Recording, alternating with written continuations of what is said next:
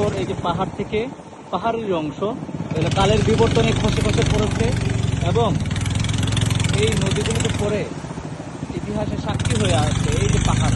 ভাই ভাই পাথরগুলো এটাকে কি বলবো, এত সুন্দর, বাট বুঝে যাচ্ছে যে ওই যে পাহাড় থেকে কিন্তু এগুলা খসে খসে এখানে পড়েছে যে পাহাড় বিশাল আকার, প্রায় দানবাকৃতির পাহাড়।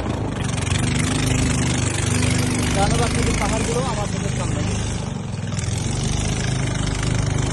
মানে টাইটানিকের যে বরফখণ্ড ছিল ঠিক এই নদীতে এইগুলো হচ্ছে পাথর খণ্ড, যেগুলো হচ্ছে উপরে পাহাড় থেকে কালের বিবর্তনে বা ভূমিকম্পের মাধ্যমে হোক, যেভাবে হোক এগুলো এই মাটিতে পড়ে গেছে এবং নদীতে পড়ে বছরের পর বছর হাজার হাজার বছর ধরে পড়ে আছে এবং কিয়ামত পর্যন্ত এরকমই থাকবে আমার মনে হচ্ছে।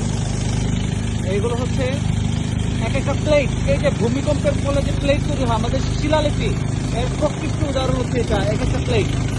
এগুলো হচ্ছে এক একটা প্লেট ওয়াইজ প্লেট, পাথরগুলো স্তরে স্তরে সাজানো। এই যে এই পাথরগুলো বোঝা যাচ্ছে এগুলো প্লেট স্তরে স্তরে সাজানো।